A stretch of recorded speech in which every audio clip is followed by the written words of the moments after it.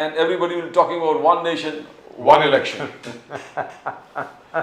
And right now with us, I think we have our friend Dr. Sanjay Bapurkar with us of the Aam Aadmi Party.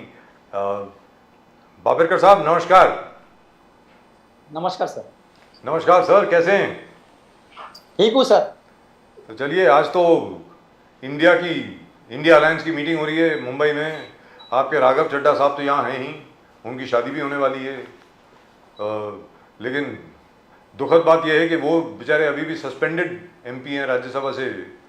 Sanjay Singh साहब भी suspended MP हैं.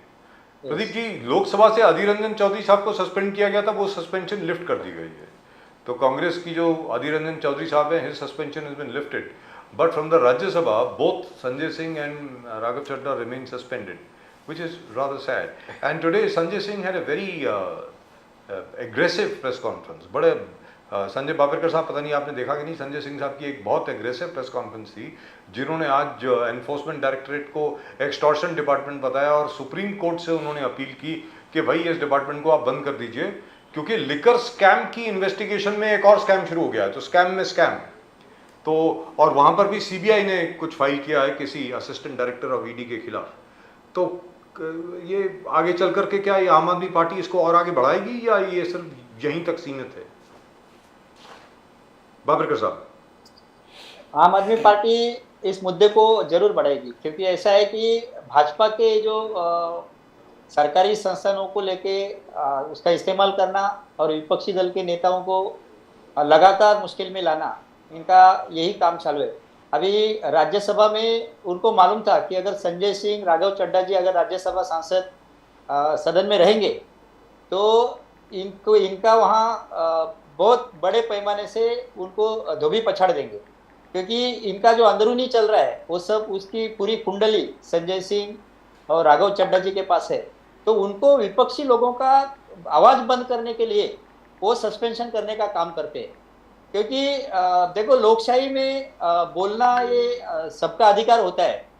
अगर राज्यसभा का सांसद हो या लोकसभा का हो, सदन में बोलना और गवर्नमेंट के जो गलत या नीति है उनके खिलाफ बात रखना, देश के सामने लाना, वो उनका कर्तव्य होता है. तो ये कर्तव्य से लोगों को दूर करने का जो काम करे, यही सबसे बड़ा लोकशाही को खतरा है. तो इसके लिए मुझे लगता है कि ये जो विपक्षी दल जो अभी एक साथ आए हैं, तो ये लोकशाही या जो जनतंत्र है उसके रक्षा के लिए आए हैं.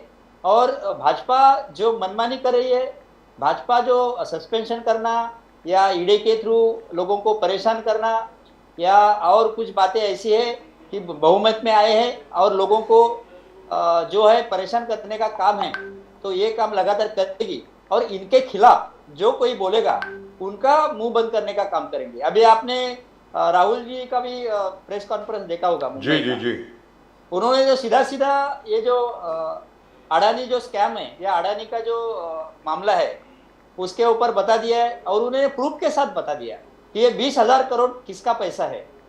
क्योंकि सीधे सीधे तौर से राहुल जी ने और हमारे संजय सिंह जी ने भी ये बात सबके सामने लाई थी कि भाई ये जो पैसा है, ये जो अडानी स्कैम में जो पैसा है, ये अडानी स्कैम का पैसा ये मोदी जी का पैसा है. और इसके लिए मोदी जी जो है वो अडानी को बचाने का काम करते हैं. ये जो हिंडनबर्ग ने जो रिपोर्ट दी और हिंडनबर्ग ने जो रिपोर्ट में जो पूछे गए सवाल थे, तो सवालों का जवाब ये अडानी के पास नहीं था. और उसके बाद अगर दूसरा कोई होता तो जरूर ईडी उसको सलाखों में डालती थी, जेल में डालती थी. अभी ईडी का कार्यवाही शुरू है, देखते हैं ईडी ने या कोई भी संस्था ने आरोप करने के बाद तुरंत जेल में डालने का काम किया. जो हमारे मनीष सिसोदिया को उनके घर में 19 घंटे तलाशी की, एक पैसा नहीं मिला, फिर भी उनको जेल में डाला और कोई शक के बिना पे. वैसे अगर अडानी के ऊपर डायरेक्ट आरोप हुआ, अडानी के ऊपर अगर जेल में डालते अडानी को, तो सच सामने आता था. लेकिन अडानी को जेल में नहीं डालेंगे क्योंकि वो मोदी जी उनके दोस्त है. तो अभी राहुल जी ने जो आज प्रेस कॉन्फ्रेंस में जो सच्चाई सबके पूरे देश के सामने लाई है, उसका जवाब भाजपा कैसा देती है, इसके ऊपर हमारा सब लोगों का ध्यान है. बापेकर साहब, उनका कहना है कि ये गठबंधन कैसा है. आज आपने सुना गजानन कीर्तिकर भी कैसे बात कर रहा था, कि बोले कि ये इंडिया गठबंधन क्या बाला साहब ठाकरे जो उद्धव ठाकरे क्या राहुल गांधी को लेके बाला साहब ठाकरे का स्मृति स्थल पर जाके उनको वहां पर लेके अभिवादन कराते। गजानन कीर्तिकर ने वैसे पूछा, नितेश राणे ने पूछा, फडणवीस साहब ने आगे जाके, तो ये अनलाइकली गठबंधन है जिसको आप मानते हो जिसको। और उसी वक्त हम देख रहे हैं कि संजय राउत जी बोल रहे कि Rahul Gandhi is the supreme leader, Rahul Gandhi is the undisputed leader of the entire India. तो ये एक तरफा आप राहुल गांधी कांग्रेस को जो बाला साहब ठाकरे जी के टोटली आइडियोलॉजी के खिलाफ, टोटली प्रिंसिपल्स के खिलाफ, ऐसे लोगों को आज अगर राहुल गांधी बाला साहब ठाकरे जी के स्मृति स्थल पर भी नहीं जा सकता, ना कोई कांग्रेस का लीडर जाके अभिवादन कर सकता है, तो ये गठबंधन कैसे होगा? गठबंधन टूट सकता है आगे जाकर। बाबर साहब, how do you see it? Bala Saheb Thackeray जी के स्मृति स्थल पे जाना ये कोई बड़ी बात नहीं है। उनके स्मृति स्थल पे जा सकते हैं, वो कोई इशू ही नहीं है। देखिए, एक समय ऐसा था कि स्वर्गीय बाला साहब ठाकरे खुद इंदिरा जी से भी दिल्ली में जाके मिले थे। तो राजनीति जो है वो राजनीति करने का काम होता है। अभी ऐसा है कि आपने देखा होगा जो विपक्षी दल का जो पहला मीटिंग था वो पटना में हुआ था, वहाँ 16 विपक्षी दल के नेता थे। उसके बाद बेंगलुरु में जो दूसरा मीटिंग हुआ था उसमें 26 पार्टी साथ में आई। अभी जो मुंबई में मीटिंग है उसमें 28 पार्टी और 26 नेता है, तो 62 नेता है। तो देखिए, ये जो विपक्षी दल साथ में आने की बात है तो एक एक करके बढ़ते जा रहे हैं। अभी देखो, मोदी जी को हराना या भाजपाओं को हराना यही केवल मकसद नहीं है। ये जो गठबंधन बना है, ये गठबंधन इसलिए बना है कि ये जो भाजपा पूर्ण बहुमत में सरकार में आने के बाद जो राजनीति धर्म की ओर के लेके जा रहा है, और यहाँ जो राजेशाही, आपने देखा होगा कि जो हमारे नए संसद भवन का उद्घाटन हुआ तो वहाँ से सिंगोल लाया और सिंगोल को अभिवादन करके सिंगोल के साथ मोदी जी ने उसका उद्घाटन किया। हालांकि ये संसद का उद्घाटन माननीय राष्ट्रपति महोदय के कर कमलों द्वारा होना चाहिए था। तो ये जो उनका रवैया है, भाजपा का जो ये धोरण है, ये टोटली जनतंत्र के खिलाफ है, संविधान के खिलाफ है। तो आज की जो लड़ाई है ये संविधान बचाने की लड़ाई है। क्योंकि आपने देखा होगा कि वन नेशन वन इलेक्शन या कोई ऐसे राजनीति नेता या जो विशेषज्ञ है वो बोलते हैं कि ये जो अगर 2024 का चुनाव भाजपा जीतती है तो आगे चुनाव भी नहीं होगा। तो ये लोकशाही के लिए खतरा है। तो लोकशाही बचाने के लिए विपक्षी दल साथ में आए हैं और विपक्षी दल के नेताओं को ये बात 100% मालूम है कि हमारे पास अनेक मुद्दों के ऊपर मतभेद है, लेकिन मनभेद नहीं है। मुद्दों के ऊपर मतभेद होना ये स्वाभाविक है। गवंडिया गठबंधन है बाबर साहब, इनको गवंडिया गठबंधन, बीजेपी स्पोक्स पर्सन जितने भी हैं नेशनल, वो कहना गवंडिया गठबंधन, ये गवंडिया परिवारवाद को आगे बढ़ाने के लिए ये लोग साथ में आए।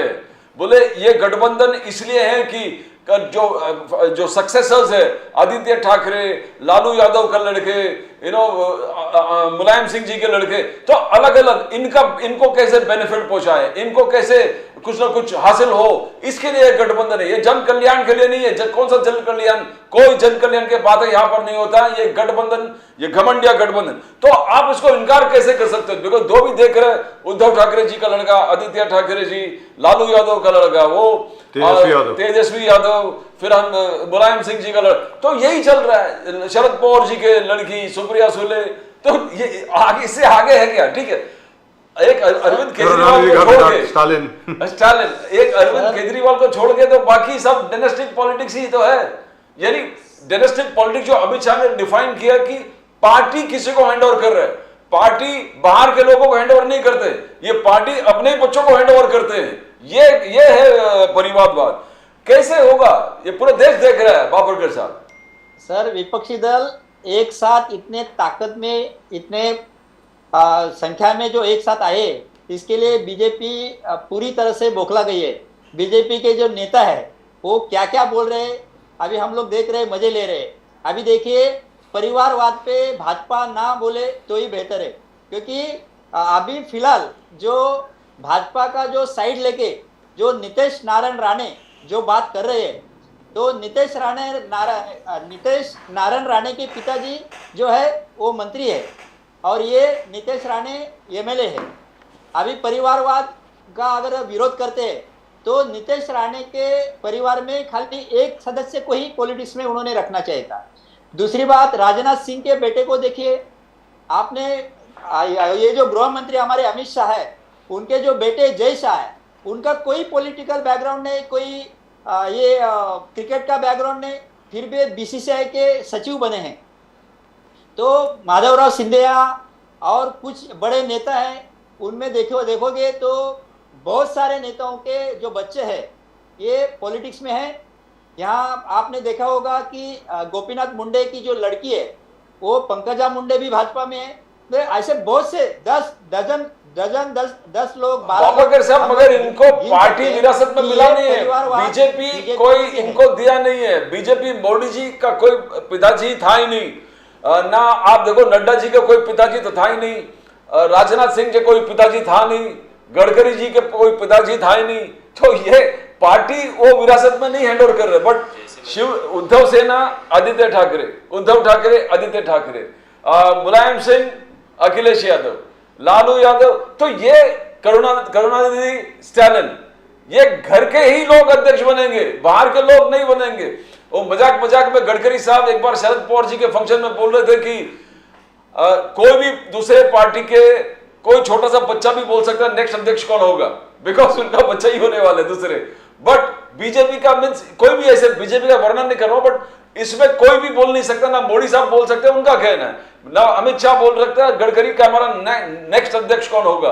पर हर दूसरे रीजनल पार्टी का अध्यक्ष कौन होगा नेक्स्ट, ये एक छोटा बच्चा भी बता सकता है। ये ऐसा क्यों है, परिवारवाद क्यों है बाबा के साथ? ऐसा है, उसमें ऐसा है कि जब हमने देखा है बाला साहब ठाकरे के एक मंच पे जब आदित्य ठाकरे जी की एंट्री हुई तब उन्होंने सबके सामने जनता को पूछा कि भाई ये राजनीति में आना चाहते, ये अपने कर्तृत्व से काम करेंगे। अभी देखिए कि उनको एमएलए का टिकट पार्टी ने दिया और एमएलए वो लोगों ने चुन के दिया है उनको, आदित्य ठाकरे जी को। तो ऐसे नहीं कि भाई ये शिवसेना के पार्टी के नेता के लड़के हैं करके उनको एमएलए बनाया, एमएलसी दी, लोगों ने चुनाव में उनको जीत के दिया है।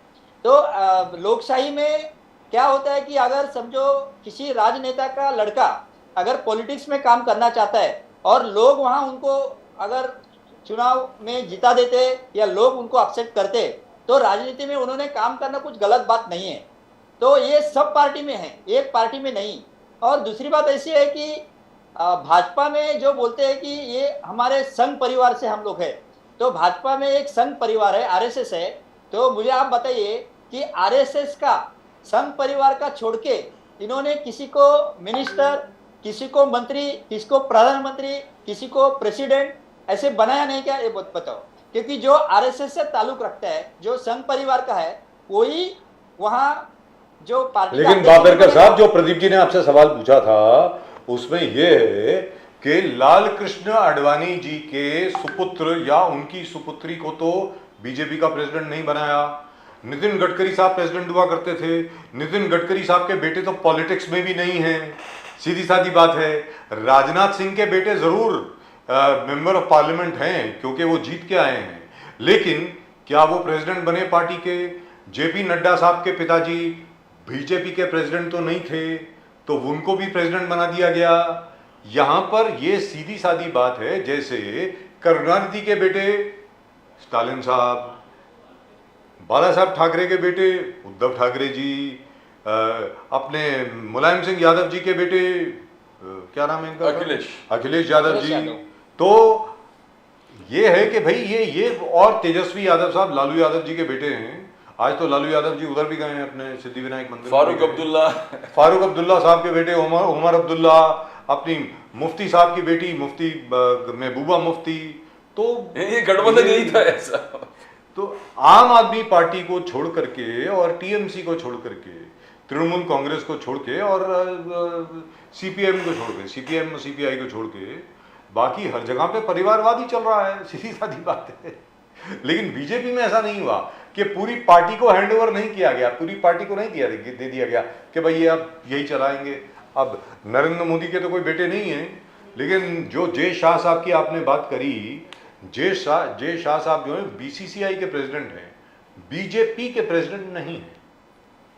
सर देखिए, पार्टी अध्यक्ष बनाने के लिए क्षमता का भी होना जरूरी है। अगर वहाँ पार्टी लीडर जो है उनके बेटे में क्षमता नहीं होगी तो नहीं होगा। अभी देखिए कि कांग्रेस में जो बोल रहे थे कि परिवारवाद है, तो कांग्रेस के जो अध्यक्ष है अभी मल्लिकार्जुन खड़गे है जी, उसके पहले भी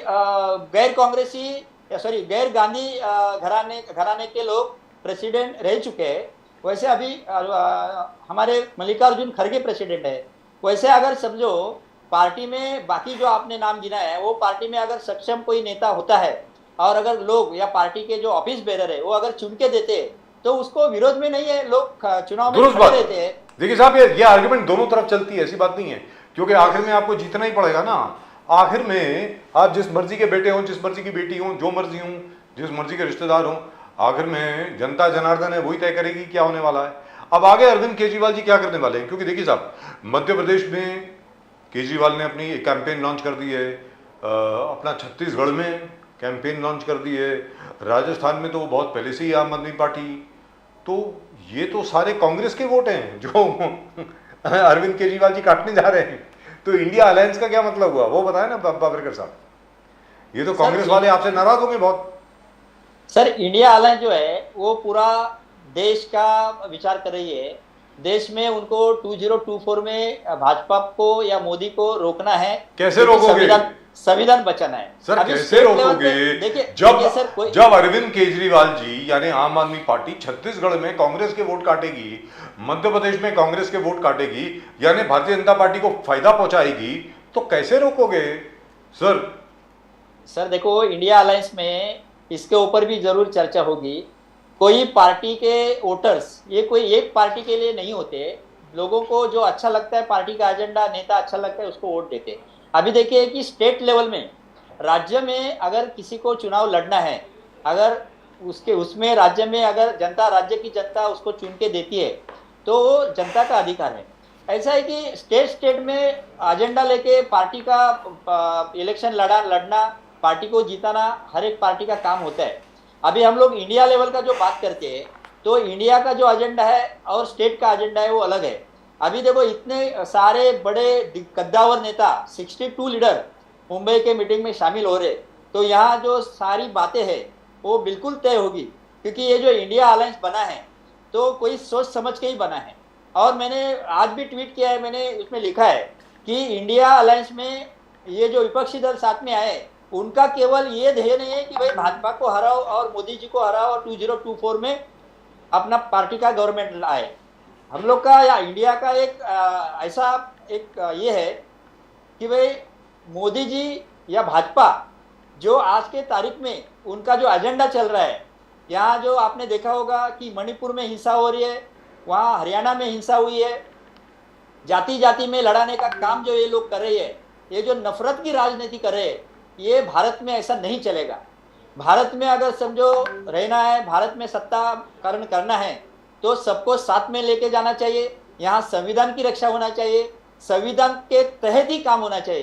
क्योंकि आपने देखा होगा कि जो 2014 में भाजपा आई तो धीरे धीरे इन्होंने जो काम किया, जो भारत के जो लोकशाही के जो 4 स्तंभ है, वो 4 स्तंभ के ऊपर कब्जा करने का काम किया। पहले जुमलेबाजी करके लोगों को आश्वासन देके उन्होंने सत्ता हासिल की। उसके बाद उन्होंने जो ब्यूरोक्रेसी है, लैटरल एंट्री के द्वारा सचिव इन्होंने अपने फेवर के लोग ब्यूरोक्रेसी में लाए। उसके बाद उन्होंने मीडिया भी अपने ओर किया, क्योंकि मेन स्ट्रीम मीडिया में जो है वो सब बीजेपी आरएसएस के लोग हैं।